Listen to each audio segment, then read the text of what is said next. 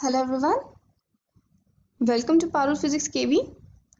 आज हम स्टार्ट करेंगे chapter 2 that is electrostatic potential and capacitance.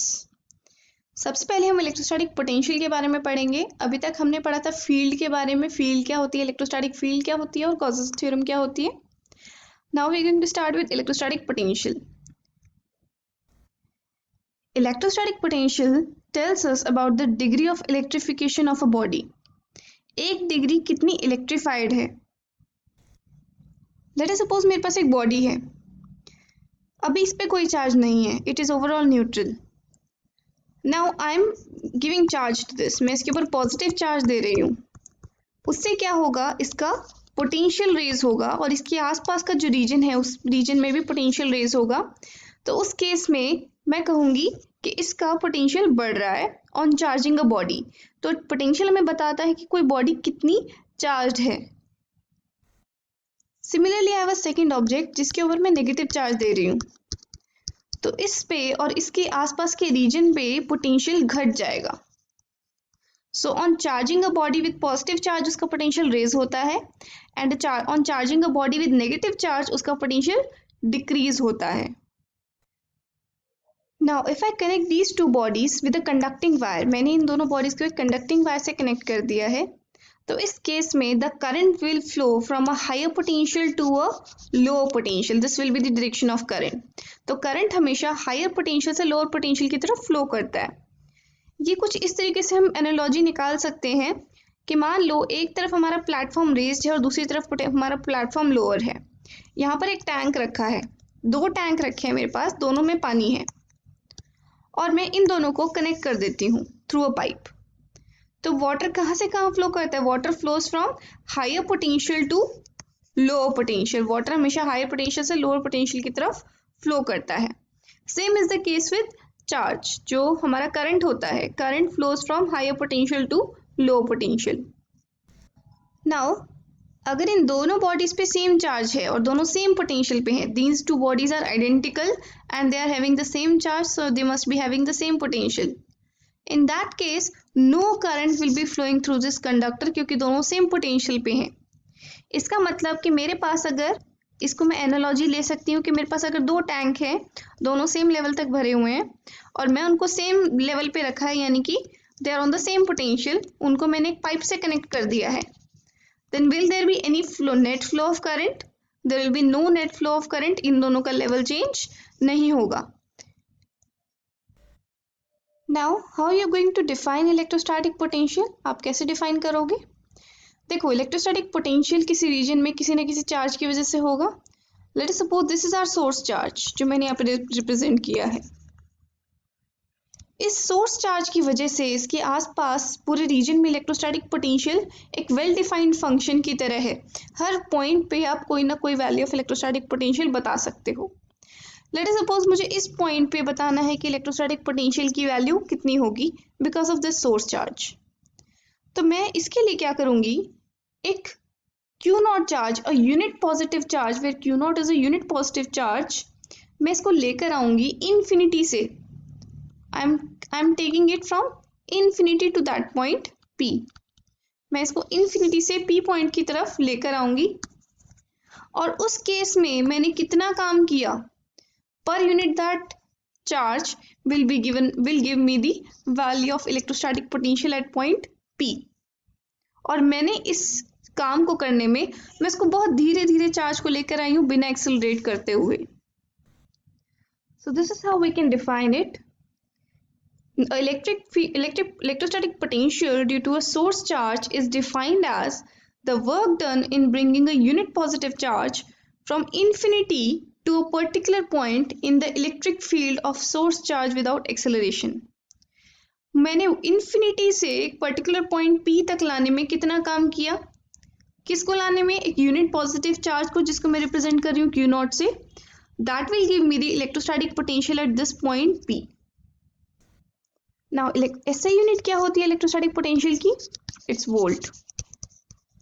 And ये एक स्केलर क्वांटिटी होती है, it is a scalar quantity unlike electrostatic field which is a vector quantity.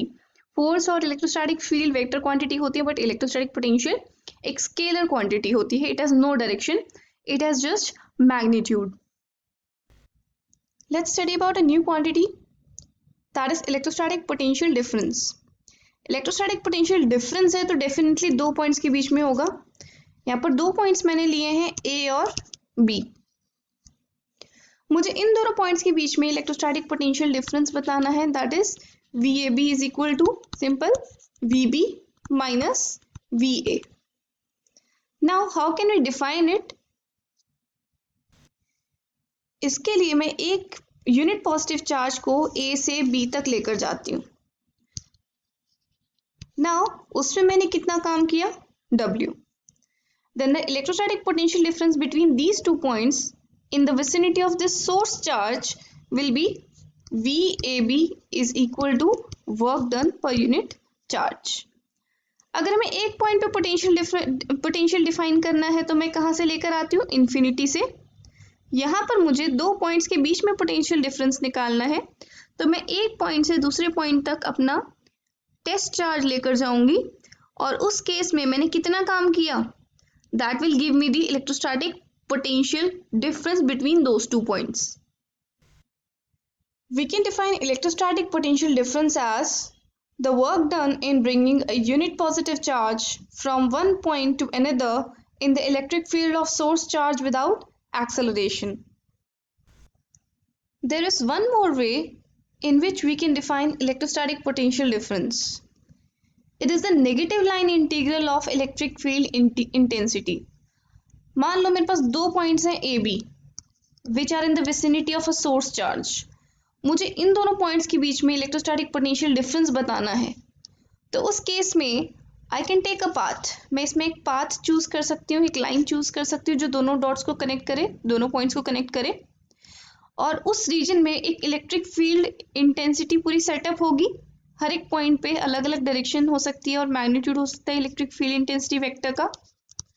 Now मैं क्या करूंगी? एक छोटे छोटे लेंथ एलिमेंट लूंगी dr वेक्टर, और वहां पर उस लेंथ एलिमेंट पे जो इलेक्ट्रिक फील्ड इंटेंसिटी वेक्टर है उसका डॉट प्रोडक्ट लूंगी dr वेक्टर के साथ, और ये छोटे छोटे जो वैल्यूज आ रही हैं मेरे पास छोटे छोटे लेंथ एलिमेंट के लिए सबको एड अप कर दूंगी. This will give me the electrostatic potential difference.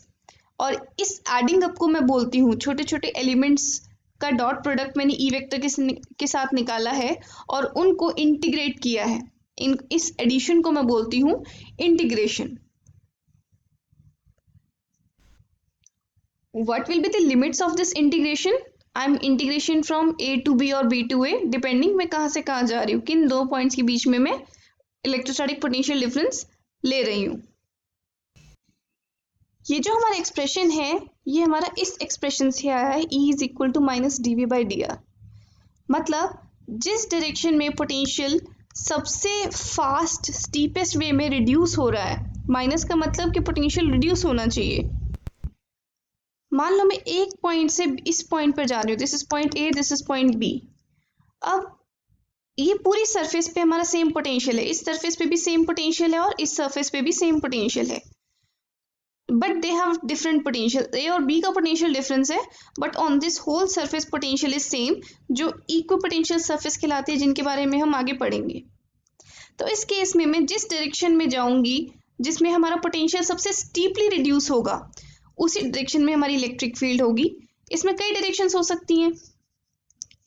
अगर मैं A से एक इक्वल पोटेंशियल सरफेस से दूसरी इक्वल पोटेंशियल सरफेस पे जाती हूँ, तो किस केस में मेरा सबसे फास्ट पोटेंशियल रिड्यूस हुआ है, वो है ये मिड वाला.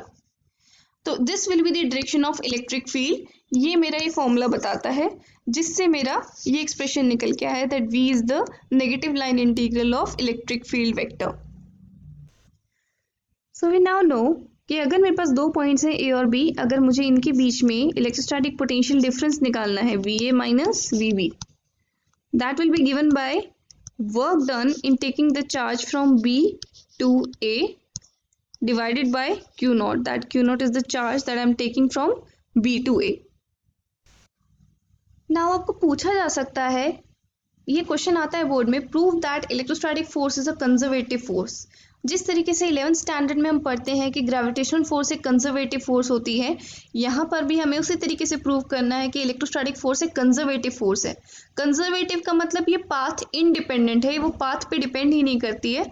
अगर हम एक ऑब्जेक्ट को एक जगह से दूसरी जगह लेकर जाते हैं तो उस केस में उस फोर्स ने, ये फोर्स एक ऑब्जेक्ट को एक जगह से दूसरी जगह लेके गई, तो उसमें इसने कितना काम किया है वो पाथ पे डिपेंड नहीं करता है कि वो ऑब्जेक्ट एक जगह से दूसरी जगह कौन से पाथ को फॉलो करके गया है। इस तरीके की फोर्स को हम बोलते हैं कंजर्वेटिव फोर्स। और भी जो एक सोर्स चार्ज की विसिनिटी में है, अगर मुझे प्रूव करना है कि कोई भी फोर्स कंजर्वेटिव फोर्स है, तो मैं दिखाऊंगी कि अगर मैं एक पॉइंट से अगर शुरू करती हूँ और मैं उस ऑब्जेक्ट को एक क्लोज पाथ के थ्रू ट्रेवर्स कर कर लेके आती हूँ वापस इनिशियल पॉइंट पे, तो उस केस में मेरा net work done should be 0।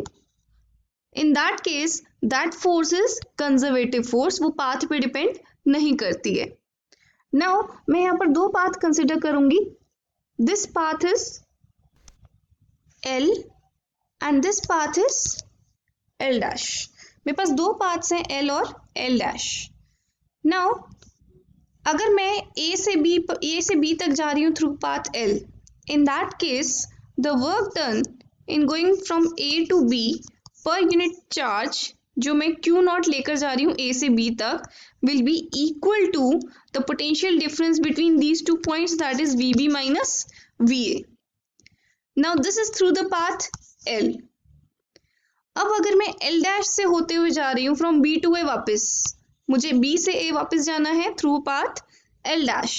In that case let us suppose मैंने जो वर्क किया है, the work done in going from point B to A per unit charge जो मैं Q नॉट लेकर जा रही हूँ, that is equal to VA minus VB।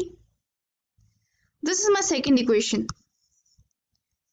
Now carefully see if I add these two equations, मुझे क्या मिलेगा, WAB upon Q naught plus WBA upon Q naught is equal to VB minus VA plus VA minus VB. So the right hand side you can see it's equal to 0. Now left side पे अगर मैं Q naught common ले लेती हूँ, I'll get WAB plus WBA. This is equal to 0. Since Q naught is not equal to 0, इसका मतलब the net work done in taking the charge from A to B and back to A is 0. So I can write WABA is equal to 0. अगर मेरा net work done 0 रहा है, इसका मतलब electrostatic force क्या है, कंजर्वेटिव फोर्स है। That's what I had to prove, that the work done in taking the charge Q naught once around the closed loop is 0. इसका मतलब वो फोर्स कौन सी है, कंजर्वेटिव फोर्स है। नाउ इन दिस केस इसका मतलब अगर मैं E vector dot dr vector along the path L निकालती हूँ, that will be same as E vector dot dr vector along the path L dash। क्यों, क्योंकि दोनों ही पोटेंशियल डिफरेंस कैलकुलेट करते हैं and the difference only depends upon the position of these points and not the path that I have taken. Now इस diagram को ध्यान से देखो, मैं A से B तक जा रही हूँ through path L। So can I write VB minus VA, that is the potential difference between these two points, is equal to minus E vector dot dr vector along the path L। और अगर मैं L dash path choose करके, ऊपर वाले circular path choose करके from B to A जा रही हूँ, so in that case I can write VA minus VB is equal to minus E vector dot dr vector along the path L dash। अगर मैं इन दोनों को add कर देती हूँ इक्वेशंस को, तो लेफ्ट साइड तो 0 हो जाएगी।